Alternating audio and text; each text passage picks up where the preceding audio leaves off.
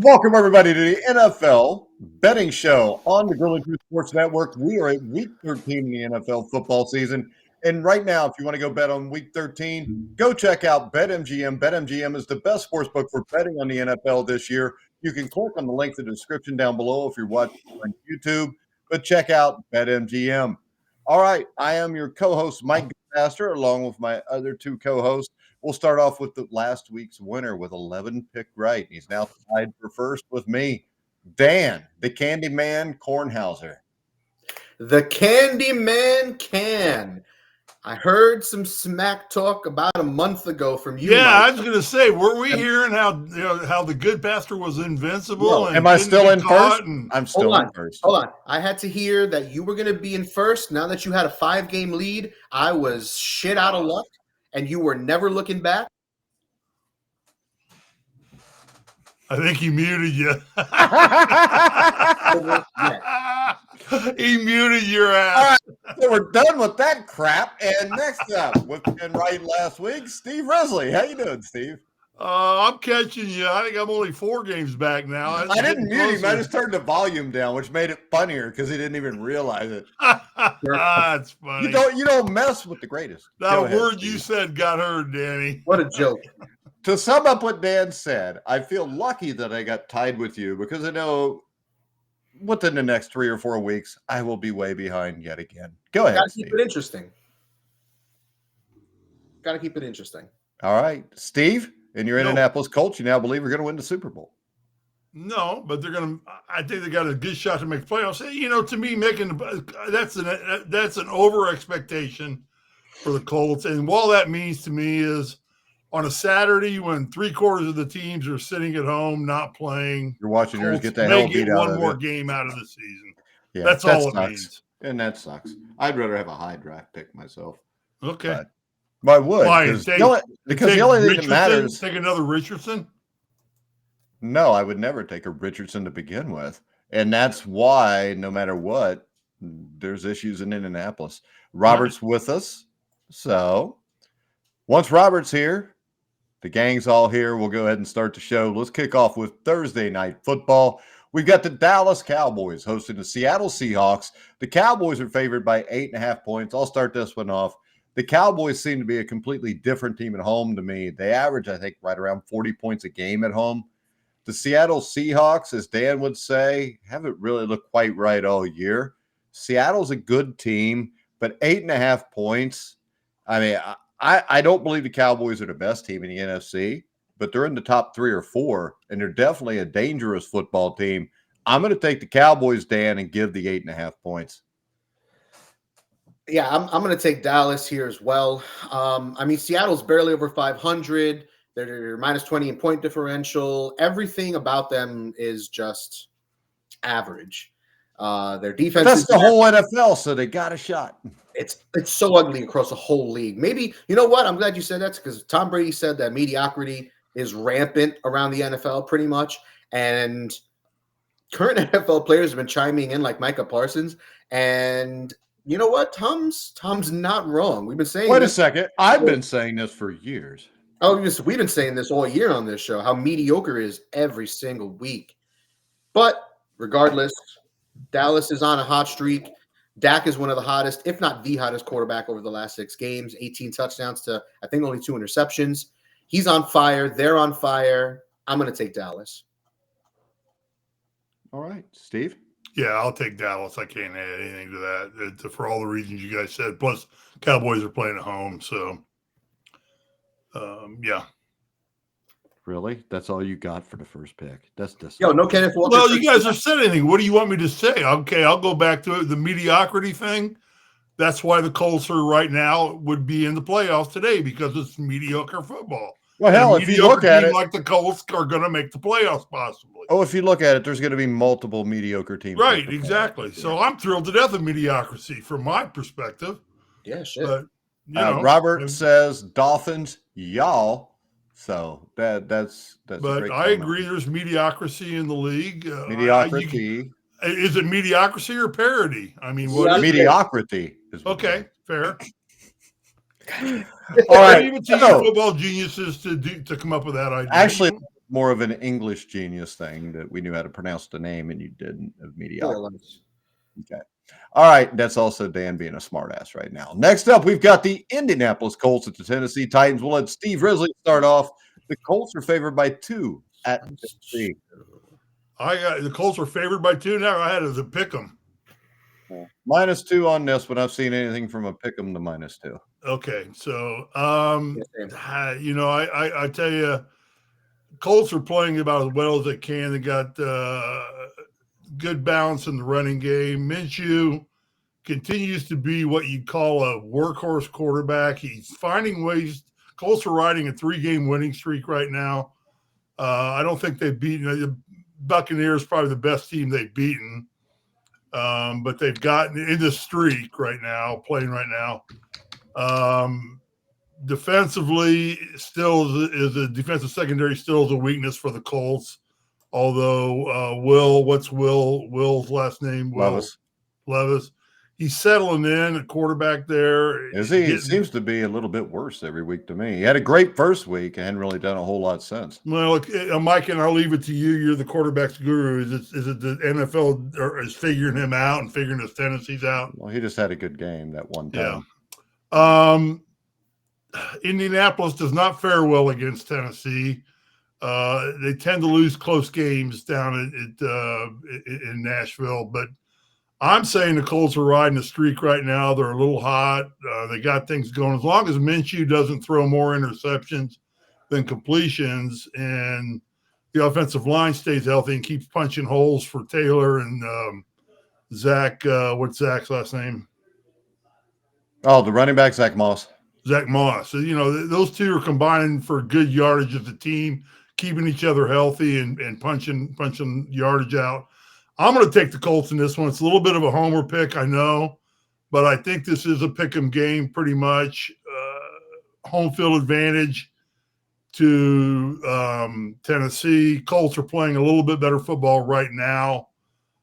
So I'm gonna take the Colts on this one. I think I'm going to stand alone on this one, I believe. All right, Dan. You do not stand alone, Steve. I stand with you. I'm also going to take the Colts. The Titans are a team in disarray. Let's just say it completely. Hey, why don't you tell us what your buddy thinks? We haven't talked much about the Titans lately because there's nothing to talk about. But no, the Titans are a mess. Offensively they can't score in the red zone. Defensively, they've been struggling against the run. They're allowing over 100 yards per game on the ground. It's just bad overall.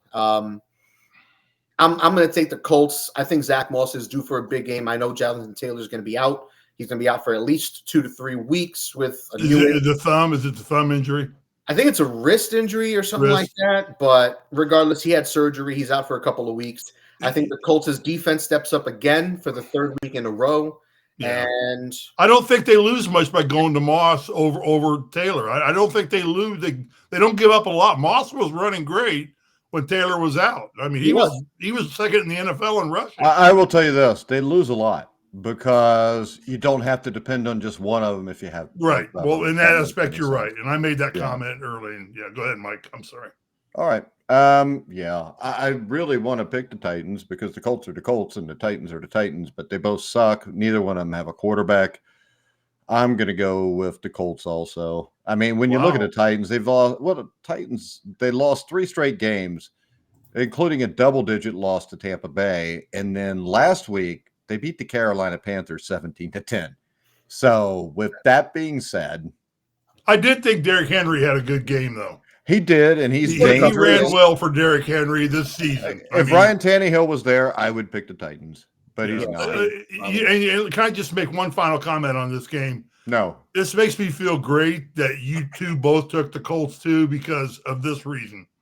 I think I made a homer pick. I think the Tennessee's going to win. I think this is a complete toss-up game. Yeah, I do too. Because we don't know what we're getting if the Colts lose, I don't lose any points to you guys. So hey, I'm okay with it. Yeah, but you need to gain ground. I need to gain ground, but I don't lose ground by making a homer pick. Robert Stewart says he is taking the Dolts. Oh, now I'm definitely screwed. Too.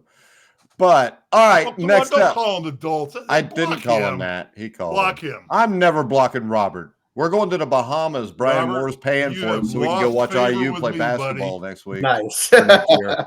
I am All right. not acknowledging that Next bonehead up. exists anymore. Dan, Los Angeles Chargers, favored by 6 points over the New England Patriots. And the Patriots have certainly bottomed out a little bit with Mac Jones. Well, your boy Bailey Zappi is going to be starting this week. I'm pretty sure. He can't be worse than Mac Jones. I guess we'll see. Yeah, they're going to give him Nobody can be worse than you can't play worse than what Mac Jones has played. They don't have a choice at this point. Jones has been Put it like this: Mac Jones has averaged 165 passing yards a game for the last month. Jesus Christ, That's bad. That's something special. That's bad.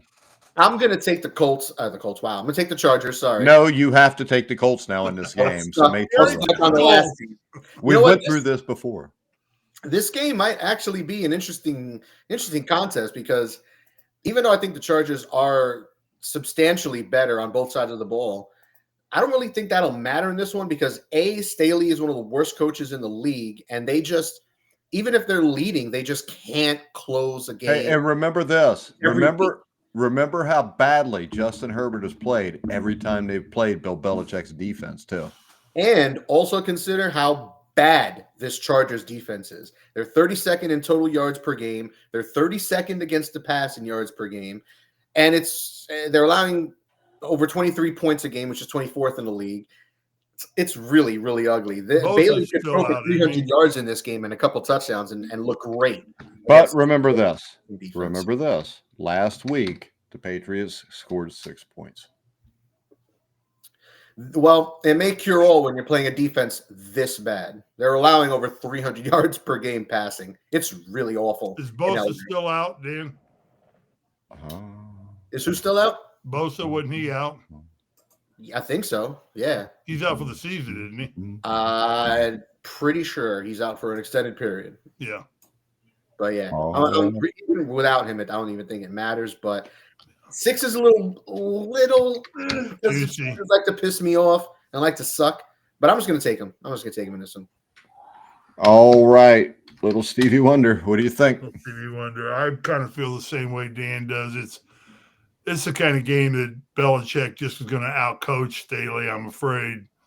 Weather's not going to be good in the East Coast. The Chargers are coming from 85-degree weather out here, going into the cold. For all the reasons that Dan said, this kind of game favors New England, but I'm thinking New England of the Brady era and not the Zappi era. Well, don't blame this on Bailey Zappi. He played No, I'm not. I'm just trying to make a pick right now. Bailey Zappi is pissed at you right now, too. He's like, dude, I didn't do this. Well, I'm pissed at Robert, so it doesn't matter. So everybody's pissed at everybody. Yeah, Robert. You know. All right. So that leaves me as the one person who's going to pick the Patriots. Well, I haven't picked yet. Oh, so what are you going to take, Steve? I'm going to take the Chargers. I'm going to take the Patriots because 6 points seems like a lot. Did the Chargers look like they were even putting forth any effort against the Ravens? Yo, the Ravens were trying their damnedest to lose. That was my other point. It seemed like neither team was really interested in winning the game. They were trying real hard to lose that game. Really hard. So the Chargers just suck. The coaching sucks. They couldn't just. So you're taking the Pats? I'm taking the Pats and the points. I think the Pats are going to win the game. That's how bad I think 6 points is a toss-up game. I think with 6 points, it's a toss-up game. All right, next up, the Detroit Lions, Dan, at the New Orleans Saints. The Detroit Lions are favored by 3.5, and Detroit has basically lost 2 straight games because they've had 7 turnovers in the last 2 weeks. Well, they won one of those games, but 7 turnovers in the last 2 weeks. Yeah, you can't be doing that. You can't be doing that if you want to win some football games and you want to look legit doing it. Like I've been saying this all season, I'm not buying the Lions. I'm not drinking the Kool-Aid. I'm not doing it. I'm not doing it. I don't think they're going to lose this game. I'm going to take Detroit, mostly because of how inept New Orleans has looked. The NFC South is wide open for the taking, and they have absolutely no interest in making any headway on that front. Their defense is struggling against the run. Their offense is not doing anything. They're making Carr look average as fuck. It's very disappointing. All they can do is give Alvin Kamara the rock on little handoffs and tosses and screens and stuff like that. I mean, it's working for Kamara. It's great for fantasy football, but it ain't winning them football games. Hey, and by the way, Robert Carter wants to know, how about those Pittsburgh Steelers? And my question to Robert Carter is, how about asking that question when we're talking about the Pittsburgh Steelers game? We will go in on this. We will get to that, Robert. We will get to that. But I would like to make a note, even though I'm a Bengals fan, I did pick the Bengals or the Steelers last week. Did I not? I don't remember. But yeah, I'm going to take Detroit on this one. Robert Stewart says, Detroit off the loss. What do you think, Steve? I think Robert's an idiot. Well, then you better pick the Saints because he picked Detroit. Yeah,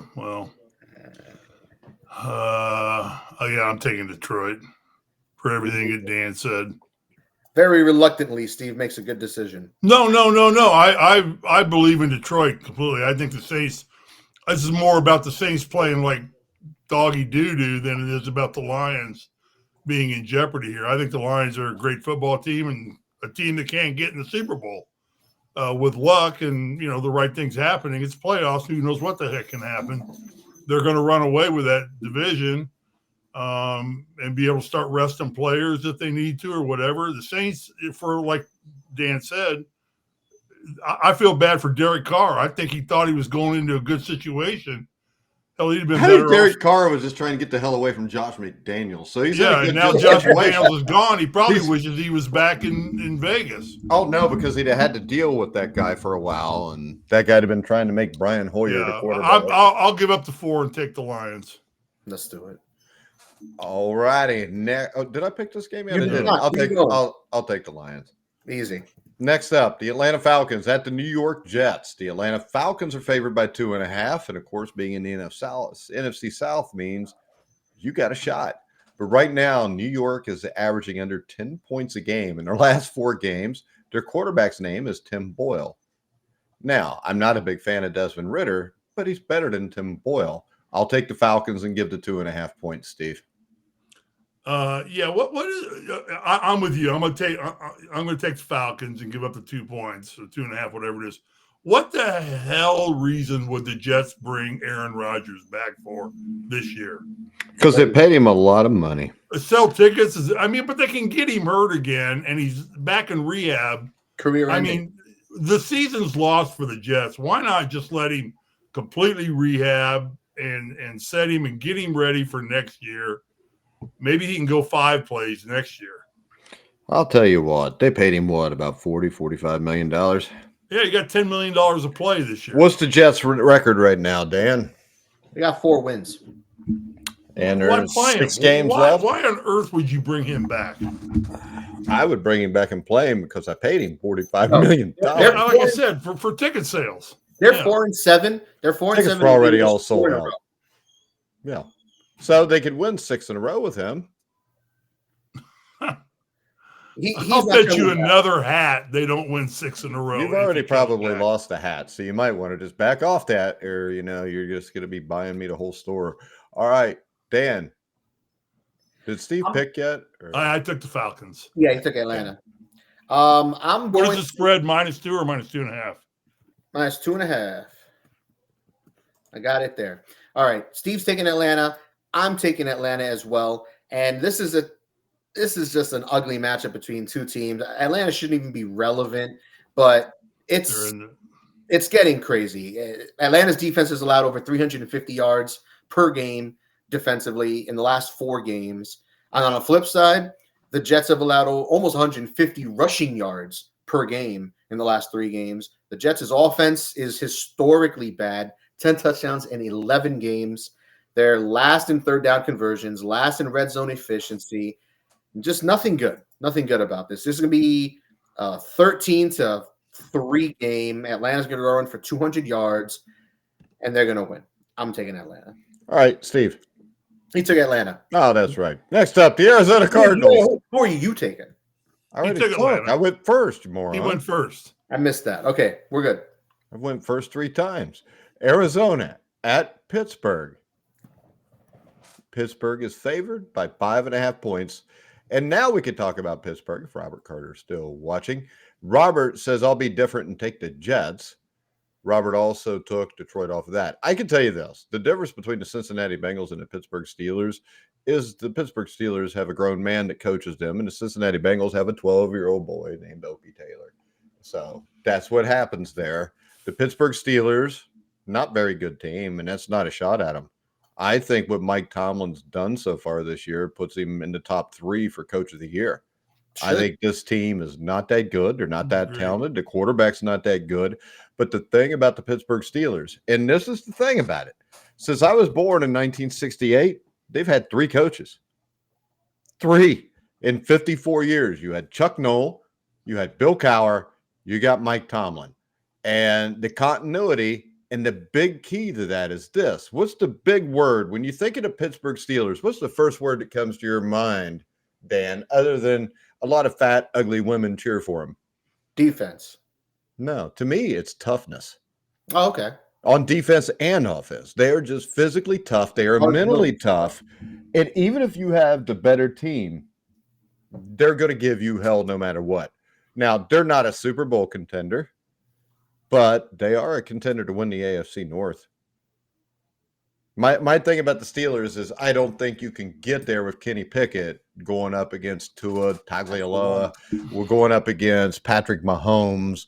Going up against, Lamar Jackson. It's just they're not going to pull off 3 straight wins against those kind of quarterbacks. But I think what Mike Tomlin's done has been absolutely spectacular. And with that being said, Kyler Murray plays for Arizona. Mike Tomlin coaches for Pittsburgh. I'm taking the Steelers, and I'm going to get to 5.5, Dan. I'm torn on this because on one hand, Mike, you are absolutely right about Pittsburgh. They are not a good football team. They have one of the worst offenses in the league. They've only scored 182 points thus far this season. They got a minus 23 point differential. And honestly, looking at their stats on both sides of the ball, they ain't pretty. 26 in total offense, 30th in passing, 28th in points per game on offense. But this is the thing. Championships are won by defense. They've given up less than 16 points per game over the last 6 weeks. On defense, they're not allowing a lot of points, but they're not scoring more than they allow. And their defense isn't that good either. I know Watt is arguably, I think he's the best defensive player in the league. And in the running for defensive player of the year every year, but this defense as a unit has struggled this season. I think Pittsburgh wins, but I hate this line because they can't score. I don't think Pickett's going to do anything special. He never has, and I don't see the running game going off. Najee Harris has been wildly average. He's starting to score touchdowns, which is great, but I'm going to take Arizona on this minus 5.5, but I do think Pittsburgh wins that game. So you're taking Arizona? I'm going to take Arizona. Okay. Even though Arizona can't score. All right. That's a good bet. Good job, Dan. Thank All right, Steve. Arizona at Pittsburgh. Pittsburgh minus 5.5. Yeah, I like Kyler Murray as a quarterback. I think he's Kyler Murray. Horrible. He's better than Kenny Pickett. No, he's not. Kenny Pickett don't look afraid. He's been ineffective since his return, but I think it has a lot to do with the makeup. He was of ineffective the before his return because you remember the playoff game against the Rams where he basically was trying to dig a hole to hide in it instead of standing in and throwing the ball. And also remember the fact that he doesn't study film and had to put it in his contract. Yo, Call of Duty just came out. You got to let the man ball, all right? Whatever. All right, I'm going to take the Steelers and give up to 5.5. I think again it's another dome team going to cold weather to play. I think that factors in a little bit, even though Robert Stewart says it's going to be cold. Yeah, I think the weather for a dome team coming out in the mess that's going to be out there on the East Coast this week, it affects you enough that it makes up for the deficiency in scoring. Maybe it's worth 2 or 3 points to the Steelers, the cold weather, making that change. Anyway, 5.5, I think, is not insurmountable for the Steelers. I'm taking the Steelers because I think they are the best coach team in the NFL right now. And I think they do have that mental and physical toughness that Mike talks about. And I agree with that. All right, next up, the Miami Dolphins will travel to Washington to play the Commanders, the worst name in football. Miami is favored by 9.5. Steve, what do you think? Dolphins. Okay. Dan. No, I mean, what do you need me to say? What nothing else. You're fine. If you're sure about it, then nothing else needs to be said. Yeah, 9.5 points, I think, for the Dolphins offense is nothing. I think this could be a fun game. Not because Washington's relevant in any way, shape, or form. Ron Rivera, the head coach, is dead man walking. He's going to get fired at the end of the year. But I don't know if either of these teams are going to play much defense. Jalen Phillips, edge rusher for Miami, stud edge rusher, young guy up for a new contract, has a season-ending Achilles injury, and I think that's a big loss on that side of the ball. I know they've played a lot better since Jalen Ramsey's come back, but losing a guy like Jalen Phillips is huge impact. I have no questions about the Miami offense. And on the flip side, Washington can't run the ball, but they're going to air it out. They're going to let Sam Howell do his thing out there, for better or for worse.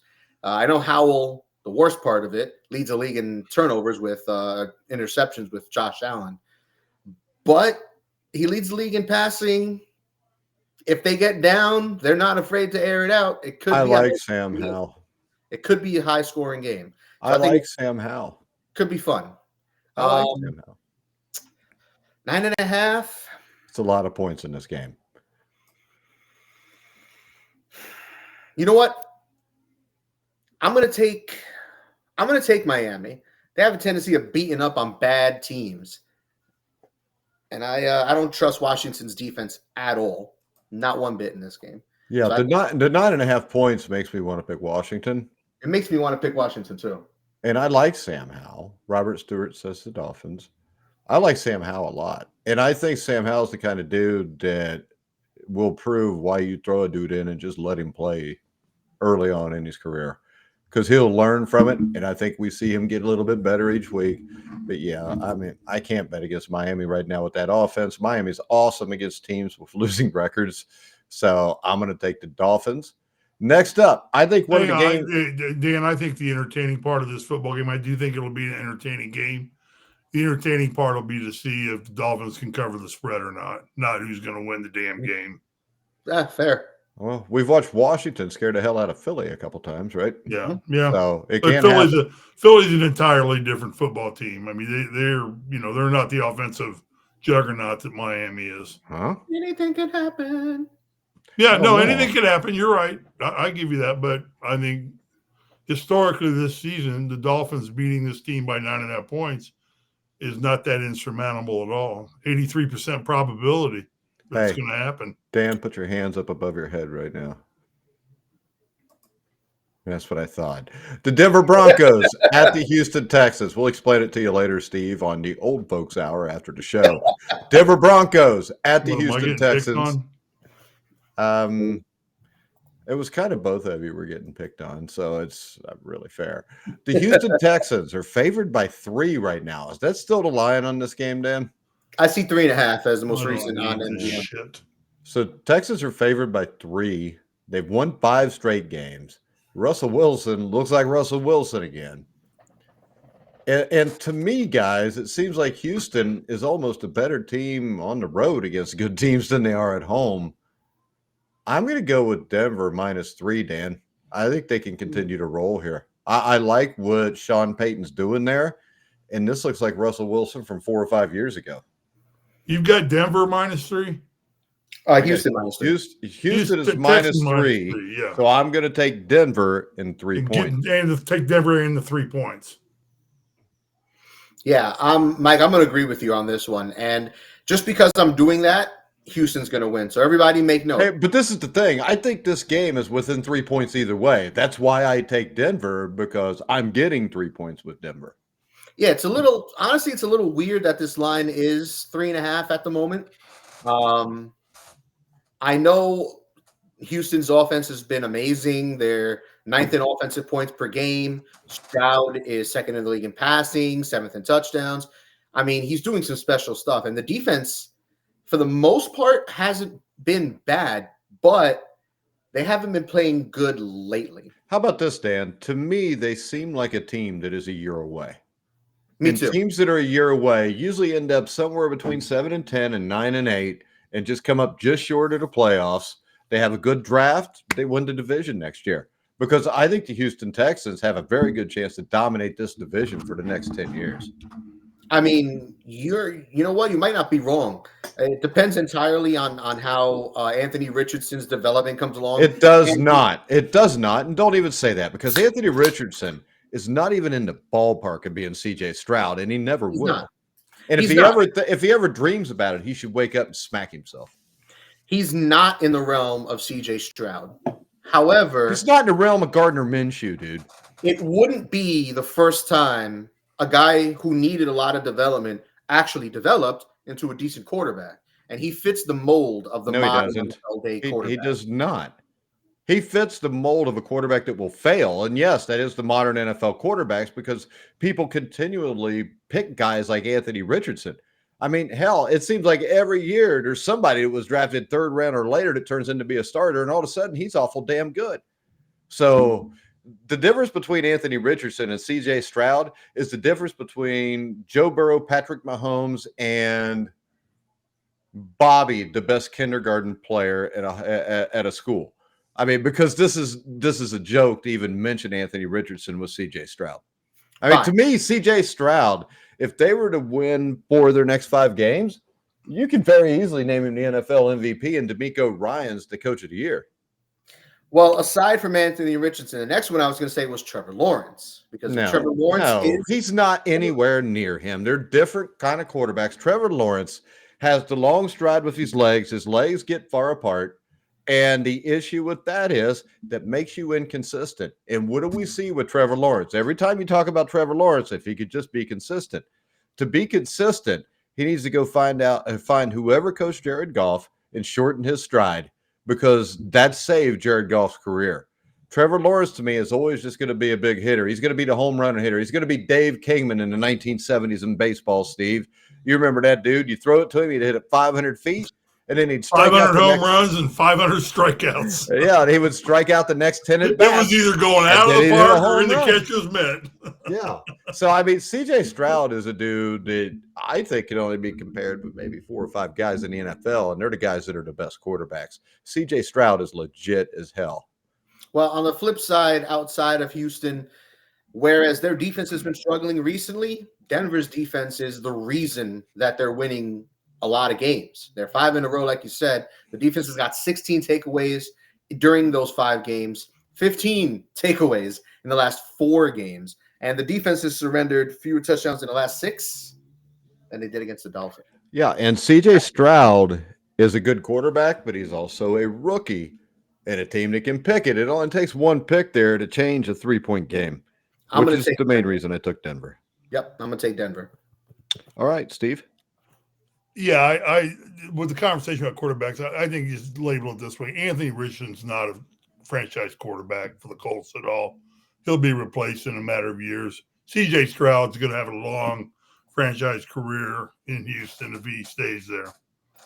And I don't know why he wouldn't, because that team is probably going to dominate the AFC South.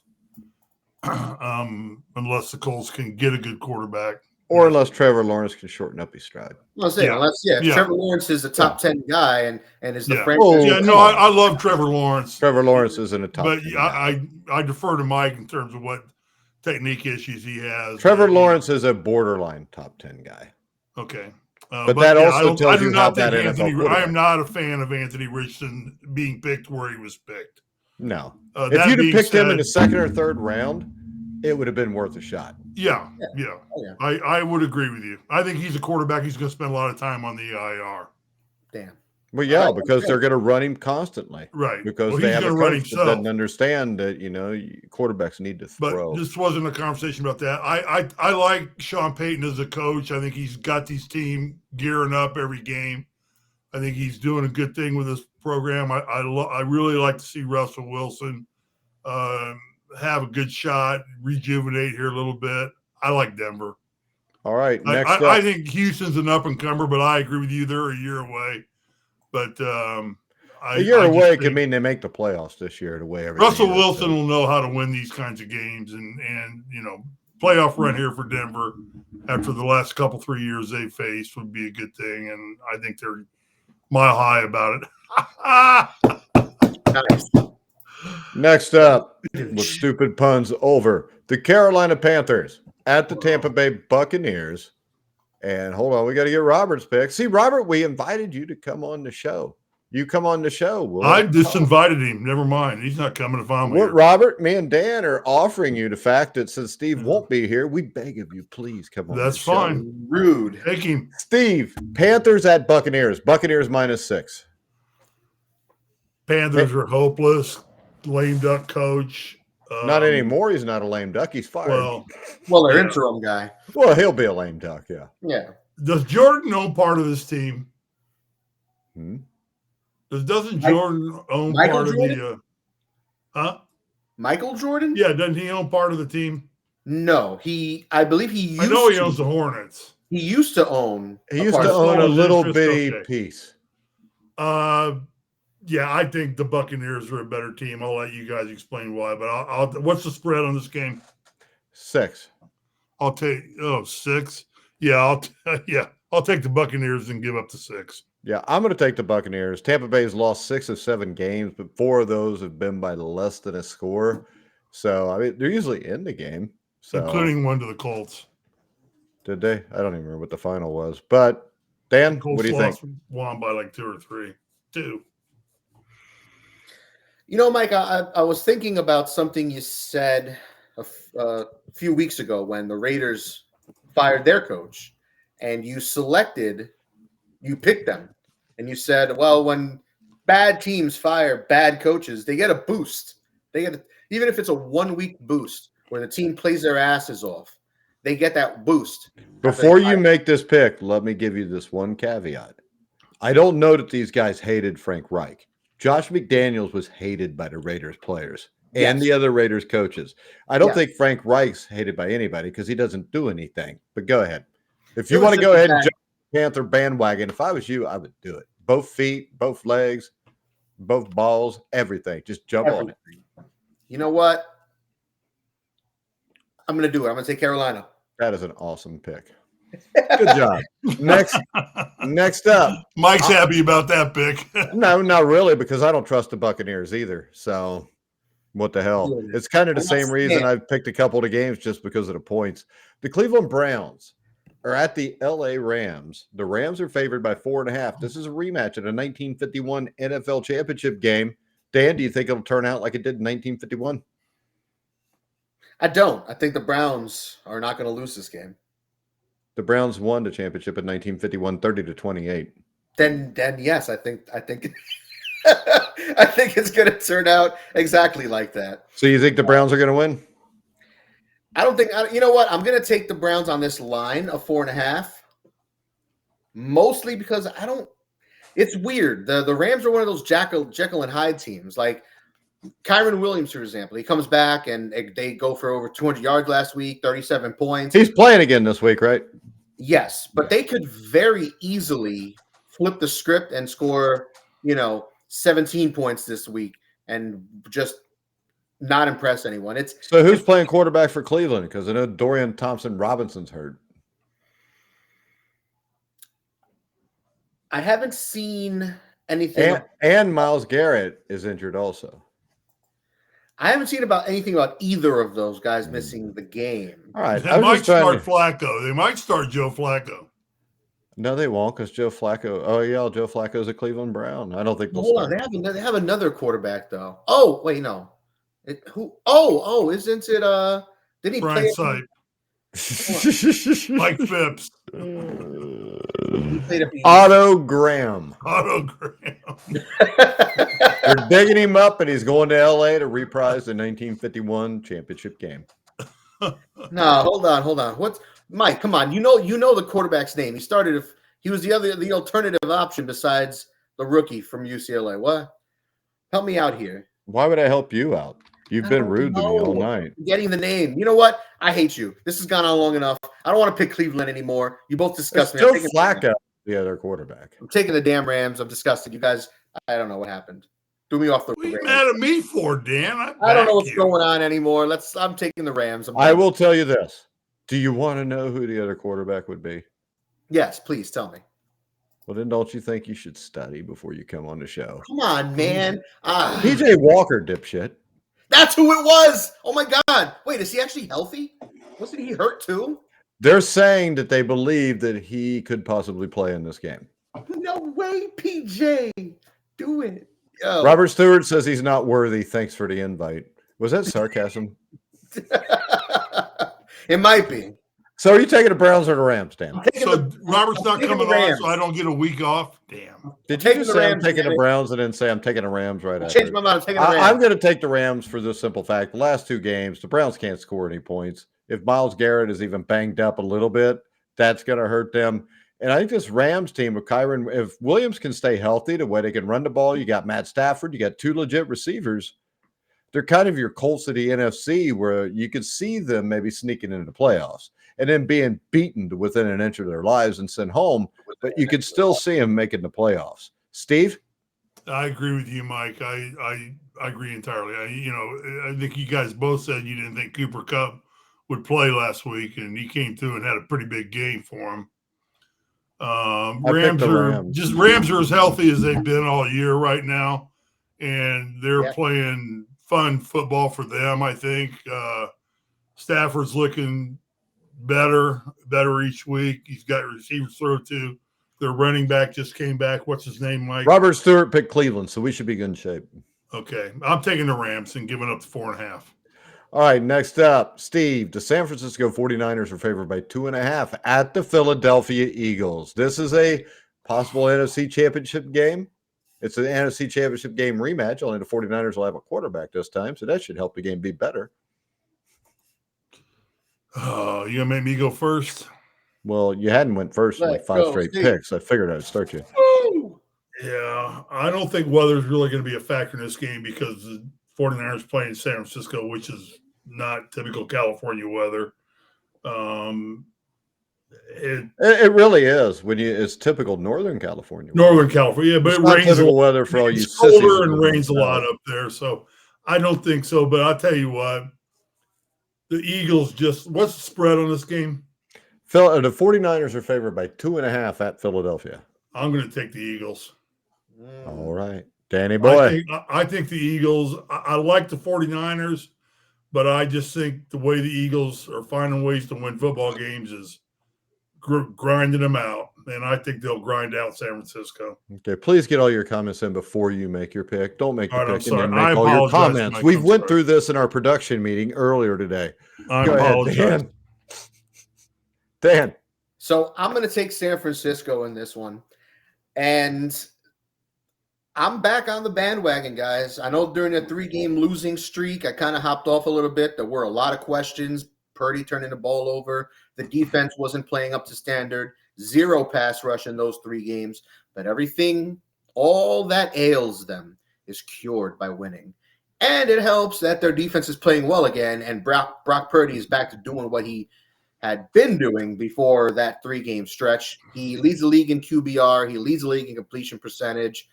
I mean, he's playing amazing football, and as long as he keeps that up and that defense keeps doing work, they got 15 sacks in the last 3 games. If they can keep that up, Philly's going to be in trouble. And I was impressed by this last win that Philly got over Buffalo. I know Buffalo's a struggling team. The coach is probably going to be on the hot seat the longer the season goes on and the more these struggles show out in Buffalo. But kudos to Philadelphia. They came back. They tied it late. They won it in overtime.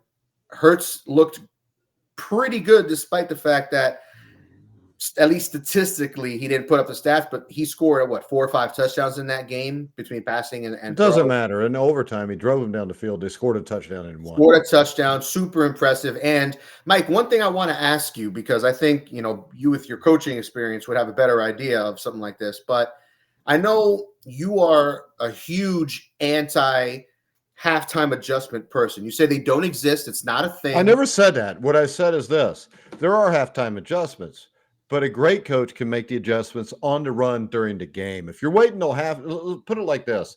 If you're in the middle of the first quarter and some team is kicking your ass and you're going to wait till halftime to make your adjustment, or you can't figure it out till halftime, you're usually too far behind and you lose the game. Adjustments on the fly is what wins you games. Now, there are adjustments you can make at halftime, but you have to be able to adjust on the fly if you want to be a great football coach. The reason I bring that up is because Philadelphia, they have this thing of starting slow offensively, and then they turn it on in the second half. They lead the NFL in second half points scored, almost 15 points per game. And I wanted to ask you, what do you think is the reason for that? Why are they slow to start? And then at halftime, they seem to turn it completely around. Scoring 2 touchdowns after halftime, they lead the league. That's not something to just, shake your nose at. So what do you think is the reason for these slow starts and then subsequent just coming out in the second half and doing their thing? I mean, the slow starts without being in the locker room and being at practices. I mean, it could be anything from a quarterback that has trouble early in the game to also, I think what it is, all right, because there's a few different ways you can coach a football game going into it. You always hear about the scripted plays. Yes. All right. So the scripted plays, when you hear that they're scripting plays, Dan, as a fan, what do you think that means?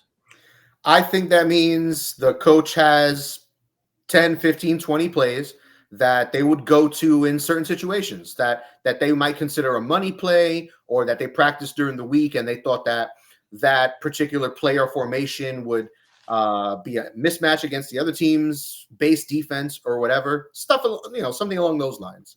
Mike, can I tell you what is it? What I think it is I have no they idea have what 10 you or think. 12 plays that they're going to run no matter what to start the game with. They do, but the reason for running those plays can be different. And I think from watching Philadelphia, scout out the defense. No, there's different things, because when you go in and you watch film of a team, all right, Robert said production meeting. Yeah, we're having a production meeting tonight too at Steve's house to talk about the IU Maryland game. So it's Dan, we're going to fly Dan into LA. So this is the general consensus. When I go into if I'm coaching a football game, when I go into the room game with the ocean view, I come up with what I think is my main game plan. I will have 2 other game plans. Those 2 game plans are, especially if I've played that coach before, what I think he will do to offset what I'm doing. So I will have a game plan for that also. And then I will also have 1 or 2 other formations that I have not shown him before that I will run. So I don't script my plays, but in the first 15, 16 plays, I'm probably going to run 5 or 6 different formations, and I am going to look for my mismatches. The formations that give me the most mismatches is what I'm going to attack later in the game. So, like, if you watch my teams usually, we don't score a whole lot of points in the first quarter because I'm trying to figure out the way I want to play the rest of the game. Now, a lot of times, though, coaches, especially if they don't really know what they're doing, they'll script like 10 or 15 plays. There's really no rhyme or reason. I won't do that. What I do is I script my formations that I want to use, and then I will adjust, because if I'm third play in and I think a certain play is going to score a touchdown or make a big play, I'm not going to stick to my script. But my script is more of formations and motions to see how they will respond to that. So I think when you look, Bill Walsh, I mean, I remember reading Bill Walsh's book when I was like 18 or 19 years old. And I remember when they talked about scripting plays, that's what stuck with me that he always talked about, because you could take formation and motion, and that can completely change the way the defense is going to attack you. So my team, we will run out of 7, 8, maybe even 10 formations, but we've only got 6 plays. But those 6 plays all have little tweaks just by putting a guy in motion or lining up in quads or instead of trips or something like that. So to me, that's what that means. And the thing is, the guys who can do it like that are the guys that can adjust on the fly during the game. The guys just line up and run these 10 or 15 plays. They won't figure out what they want to do till halftime. What is Peyton Manning the best at, by the way? Was that sexually molesting co-eds or trainers in Tennessee? Because I know that was true. I was going to say Adjustments at the line, like calls at the Yeah, line. the calls at the line, the adjustments at the line. This is what I will say: Peyton Manning wasn't that good at them in the playoffs. Because in the playoffs, everything ramps up about 3 notches. The speed ramps up. And if you got to play Bill Belichick, he going to throw everything at you but the kitchen sink, which makes it a little bit more difficult. Actually, to me, the best guy I've seen at doing that was Joe Montana. Hands down, Joe Montana. And Joe Montana played in an era where it was much harder to play quarterback. The calls at the line, he was the best. I think him and, of course, Terry Bradshaw. Terry Bradshaw, I think, was about the last quarterback that called his own plays. No way. Terry Bradshaw won a couple Super Bowls calling his own plays. Put it like this. Isn't that like frowned upon, like as a coach? Like, it should not be, because this is the thing. Even when I coach a high school team, my quarterback is always allowed to audible. We go through the audibles all week, but also there'll be times where I'll walk up to him and I don't have something that sticks out that I think is going to work great. And I'll look at him and I say, "You got a play that'll work?" He'll say yes and go back and run it. Because to me, I mean, I'm standing on a sideline. There's 22 guys way out here. There's all these officials. I can't see the back half of the field. The quarterback's standing right there. He sees everything. So the best way to coach a quarterback is you coach him watching film. You coach him in practice for what you want when he sees certain things, because I can't see all those things. And a coach that won't trust his quarterback to make a change at the line or to call a play. I mean, to me, Peyton Manning was the offensive coordinator every time he played. Not Tom Moore. No, it wasn't Tom Moore. I mean, Tom Moore is a really good football coach. All right. He had to be, or Peyton Manning would have probably told him to get lost. But to me, the best guys I've seen were Joe Montana, Terry Bradshaw. I will throw Peyton Manning in there, Tom Brady. I mean, those would probably be the 4 best guys that I've seen it at off the top of my head. I'm sure I'm missing 1 or 2 or 3 even. But, I mean, I think in the NFL, I don't know that I would say that, like Robert says, let them call the play. I would give them the freedom to call plays, if they see something. If they tell me they want to do something, I'm going to do it. But also remember this, Robert Stewart, and this is his let them call the play. You can't do it all the time, because we got coaches up in a booth that can see exactly what every coverage is doing. As a quarterback, no matter how good you are, especially if you're playing a dude like Belichick, where he will disguise these coverages, you may really not know what happened. And see, my thing and why I would put Manning more somewhere in the 5 to 10 range is because of the way Bill Belichick did own his ass a lot of times, especially in playoff games. I remember the one divisional, or I think it was the divisional playoff somewhere around 2006 or 7, where the Colts go into New England. They're scoring like 40 points a game. And they get, next thing you know, they're down 21-3, and Manning's thrown 3 picks because guys are not where he thinks they're going to be. So I think the difference between Peyton Manning doing it and a Joe Montana on the run could make that change in his mind. I don't think Peyton Manning could make that change that quickly like he did. And like I said, it's not a shot at Manning, because if I put you in the top 10 of anything all time as a quarterback, you're pretty damn good. You're pretty damn special. But, all right. Mike Goodpaster giving us a look into the mind of a championship coach. So, San Fran minus 2.5. 49ers or Philly? Who hadn't picked this yet? Me? Yes, just you. Who'd y'all pick? I got the 49ers. Yeah, I picked San Fran. Steve picked Philly. Yeah, I mean, the game's a toss-up. But like we said, if this game was in San Fran with the 3-point rule, it'd be minus 5.5 Niners. I can tell you this, at minus 5.5 Niners in San Francisco, I would take Philadelphia.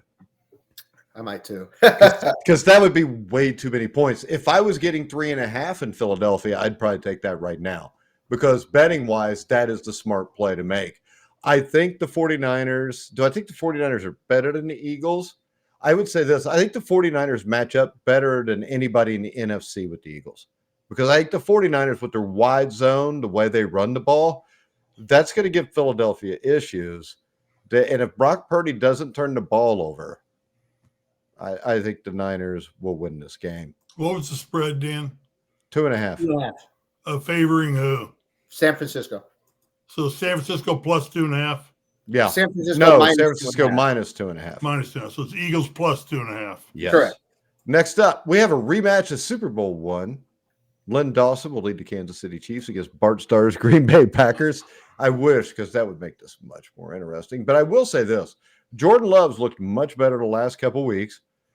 The Kansas City, as Dan would say, still doesn't look quite right. Not fucking quite. Not quite.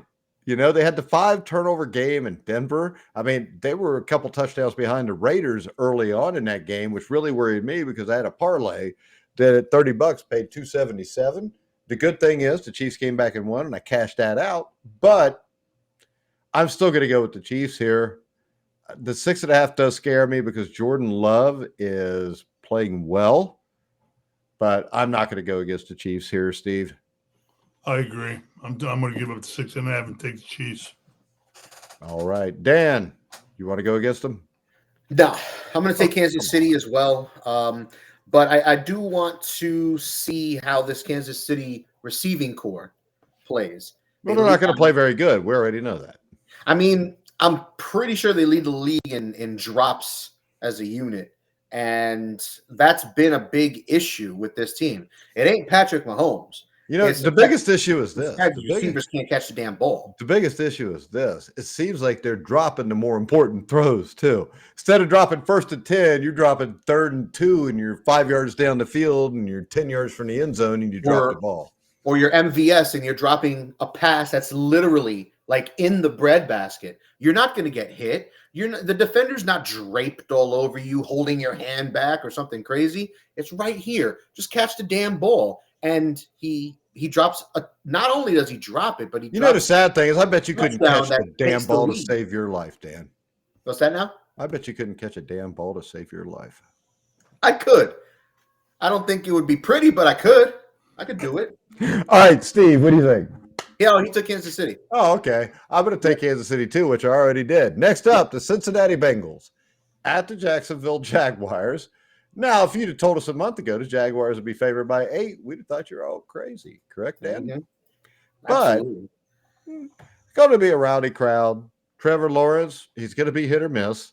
I think the Bengals could cover this. The problem with the Bengals is this. Zach Taylor's a dumbass. He's a clown. He shouldn't be coaching an NFL football team. His record without Joe Burrow is 4-25-1 now. That's not too good. So I think the safe bet here is Joe Burrow's not playing. Zach Taylor's got to coach. That's going to be an issue. The Bengals defense has been, as Dan would say, not quite right. But when you let both your safeties go and you draft a bust in Miles Murphy in the first round, what do you expect to happen?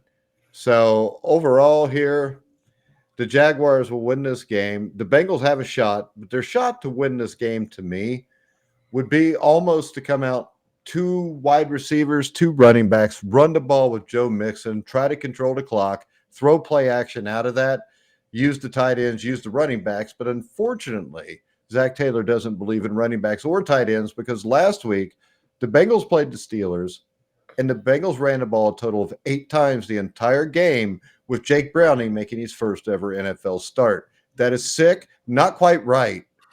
Dumb as fuck, as Dan would say. Dumb AF. Dan, what say you? So you're taking Jacksonville on this one? Well, yeah. All right. Yeah. I was kind of hoping you would take Cincinnati because the line. I haven't picked Cincinnati the last 3 weeks, Dan. I'm not a homer. I just want, I picked Baltimore. I picked Pittsburgh. I'm picking Jacksonville. All right. Well, I'm going to agree with you. I'm going to take Jacksonville as well. I don't like this 8-point line. And my biggest issue with Jacksonville is their offense because their defense is actually pretty good. Their offense will be spectacular on Monday night. Their defense is pretty solid. Josh Allen already has 12 sacks on the year. And hey, plus, what if Josh Allen throws interceptions though in this game like he does in all the other ones? I don't think they got to worry about that. I think they both need to be on the same team. That needs to be taken care of. I don't think they got to worry about that in this one. But one thing I do want to mention is what game are we talking about? Jacksonville. Well, Josh Allen? Where does Josh Allen come into play? Josh Allen is their edge rusher. He's one of the best pass rushers in football. He's the quarterback for the Bills. They drafted him. He is, but he's a different person. I think there's 2 Josh Allens in the league. You didn't know that till now? No, I didn't. And you're in last place. No wonder. No, It figures. Figures. Robert Yeah, no, Stewart, what are you doing I'll next give you week? that one. I'm just kidding. Well, let's see. Robert Stewart. Big thing I wanted to mention was Bengals Riz. left tackle Cam Robinson for the Jaguars. He's going to miss the next 4 games, and their offensive line has been pretty shoddy thus far this season. They're one of the worst teams in the league. But the Bengals can't rush the passer. They can't stop the run, and they're very bad against the pass, so they should be fine. Damn. So there it is. Cincinnati's going to get blown out, but no, I'll take Jacksonville. I think Cincinnati will be blown out because they will be too stubborn to play the only way they can play to win the game. Steve? You picked the Bengals to win the Super Bowl. You might as well keep rolling with them. I know. Steve, well, I'm looking at it here. The Bengals or the Jags are 5-0 on the road, only 3-3 at home. It's because they played better teams at home. Yeah, that's probably it. Well, they lost to Houston. They lost to Kansas City. 8 points is eight. I mean, I still consider the Bengals a championship caliber team. Please don't. Please don't. Don't. They're not. They're like the Colts, only they're stuck in the AFC North. Put it like that. And the Colts-Bengals will be a classic 12-9 game next week, too. I'm looking so forward to it. In favor of the Colts. Yes, because Zach Moss will get to touch the ball, and Joe Mixon will just stand and watch while the Bengals try to throw the ball 57 times with a rookie quarterback. All right. Gosh, I kind of want to take the Bengals in the 8 points so bad, but I think should. It's a bad Teach move. me a lesson. Do it. Do it. Do it. If you don't do it, Dan will switch his pick. That's how sure he is. Do it. Come on, Steve. Have some sand. I already wrote down Jacksonville. I got to go with Jacksonville. Well, you don't, because he's going to write it up there anyways and send it to you later. That's all right. I wrote it down, and stick with your first pick, your first thought. So. All right. Anything else we want to discuss before we wrap it up, Daniel? No, I got everything out during the show. All right, Steve. Anything? No, I'm good. Unless you want to talk NBA or something like that. And why? How about Cuban selling the Mavericks? Nobody cares. It's the NBA. Nobody gives a damn. Is he hurting for money or what? Or is he Nobody. running for president? Nah, he's hurting because the team sucks. I don't know. He's he sold something else too. His wife Uh, and his dog. he's He's building killing cash. himself. He's either getting ready to invest in something big or.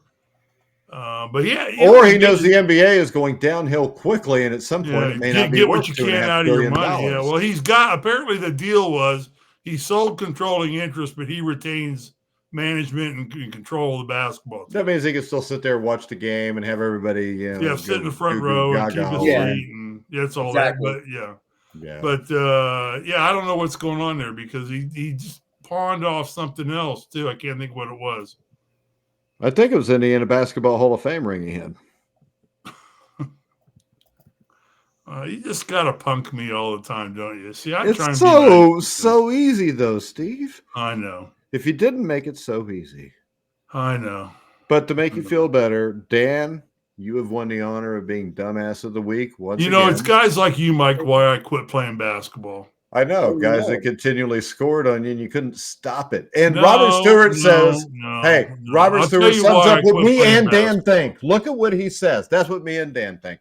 I'll tell you why I quit playing basketball, because I was playing at the YMCA, about 30 years old. And every time I'd go there to play, all these guys would want to prove that they were better than me. And at that point in my life, they probably were better than me. They probably shouldn't be when you're 30, Riz. Well, I just didn't have that much of an interest in it. I was playing beach volleyball at our apartment complex and water skiing. I owned a ski boat and was slalom, staring it up, cutting glass in the 5 o'clock in the morning, 5:30 when the sun came up. Plus, didn't you? Anyway, some guy just was getting on my nerves one time, just really getting on my nerves, much like Mike does. And he went up for a layup. And we played at the YMCA, which you generally have about 2.5 feet from the basket to the wall. He became part of the wall with my help. Our records are pretty good against the spread, aren't they? They are. I like this. Well, he's listening. All right, never mind. Oh, no, go ahead. I want to hear the story of how you beat up some kid that was probably 4 foot. I didn't beat him up. Never mind. Go ahead. No, I was looking at our records, Steve, including yours. Those are pretty legit against the spread. What are That's they? nice. I can't see 99. them. Me and Dan are 99 and 75. You're 95 and 79. That is actually really good, surprisingly. There you go. Damn. And then this week, so Mike, you and I differed on 3 picks: Chargers, Patriots, Cardinals, Steelers, and I'm feeling pretty good about having a 3-game lead when this week's over. Why aren't we sponsored by some betting house if our records were that good? We are. I mean, we are. Why am I not seeing any money from that sponsorship? We are the betting house. Well, fuck. Go get a job somewhere then. Okay. nice. But yeah, we're doing good. All Guys. the money from that sponsorship. Huh?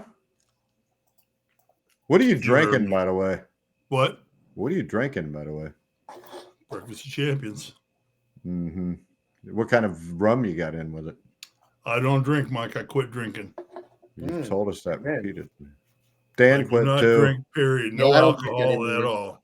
Dan doesn't drink anymore either. That's his last drink right there. Mm-hmm. I'm drinking I do not O'Doul's. partake in libations. All right. We're going to get. Don't be talking about masturbation on the show, Steve. We told you about that. All right, guys. We're going to wrap it up. Remember to All the free follow. Viagra I want. I don't think you're supposed to use it to touch yourself, Steve. You'd be surprised. I would not. I would not be surprised. All right, guys, we're going to wrap it up. Follow Steve Risley at srisley34. Takes 2 hands to handle a Whopper. Oh, hell. Dan can be followed at DMB Talking Sports. Did Dan leave? Dan's froze. Dan's froze. Look at him. He left. I hope you didn't turn him to salt. All right. You can follow me at Grilling Truth. Thank everybody for listening. Remember, follow us on Grilling or at Grilling Truth on Twitter. I can't even talk right now after this because Dan looks creepily ill. Look at him. All right, we're going to wrap it up. Check out BetMGM to bet all your sports games this weekend. But for Steve Risley, I'm Mike Goodpaster. You've been watching and listening to the Grilling Truth, where the legends speak.